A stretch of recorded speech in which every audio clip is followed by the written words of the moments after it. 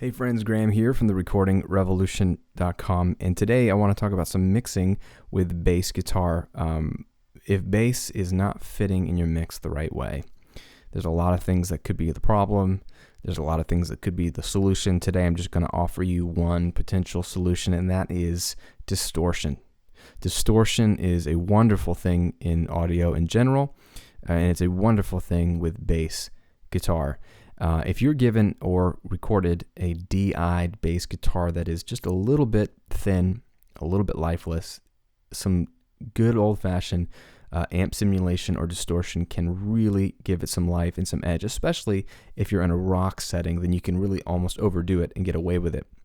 Here is a rock song that I was mixing where the bass sounded fine, but given the context of the whole song, there wasn't a lot of weight in the middle of the song, and the bass needed a little more life to it. Take a listen to how it is with just some EQ and mixed in with everything else.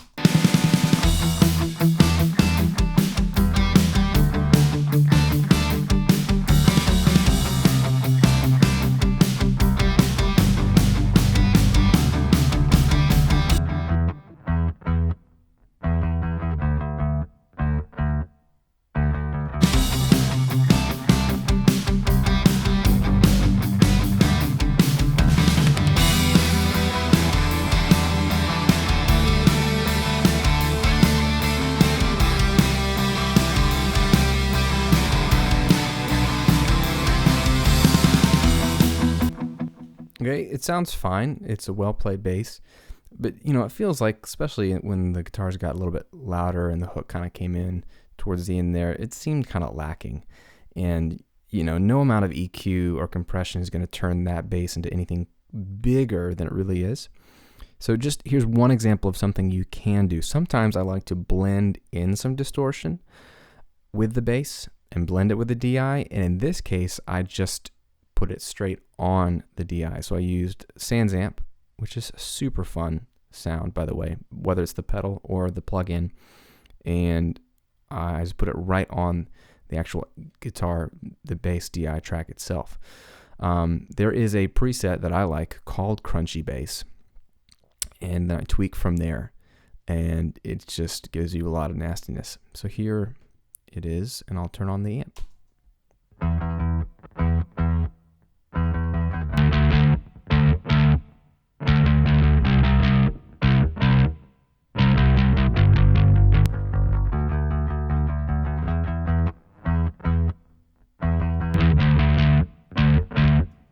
Really dirty. You get, in this case, I cranked some of the lows. If I were blending this in with the bass DI, I would not emphasize the low frequencies on the distortion. I would just emphasize the upper harmonics and that crunch up top. But in this case, I wanted to keep a lot of round fatness, so a lot of the low frequency stuff is there, and then a lot of just grit and bite up top. It's a little too much for my taste in solo, but that's not how anyone's going to listen to this bass. So I put this on and then blended it back in with the rest of the band.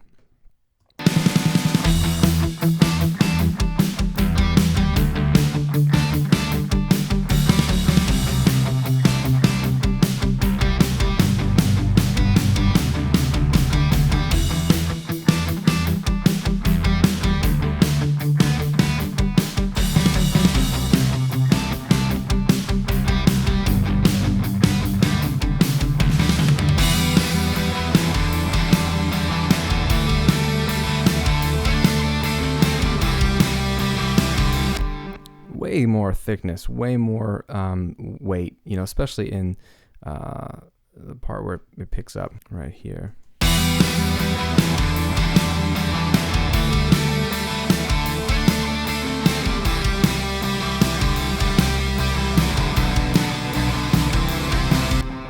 When you take off the amp, even when you bring up the volume back up to where it was on the DI, that sounds so weak.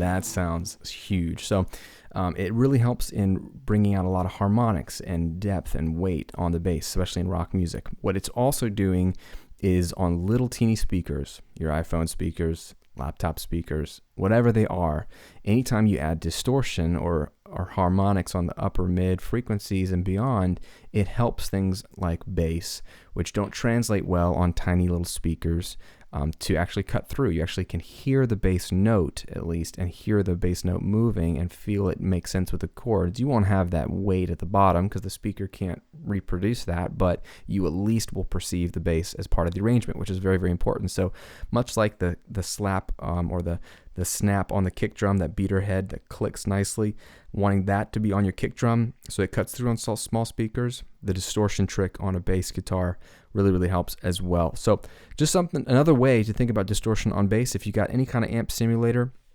slap it on the bass track itself and tweak away until you get something that's crunchy, buzzy, warm, and also fat at the same time, and blend it in with the mix and see if it really, really helps. This, again, is an extreme level of distortion for me, but it works with this style of music. If this were a little cleaner of a track, I might still use the trick, but just dial back the settings significantly.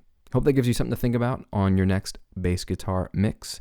Again, this is Graham at therecordingrevolution.com. Subscribe to the videos if you like, and join on the list to get my exclusive Smart Start to Mixing series absolutely free. I'll send it to you right away to your inbox, and you can kind of get my foundations for how to start a mix in the box with a lot of clarity and depth and musicality. Have a great week. We will see you on another video soon.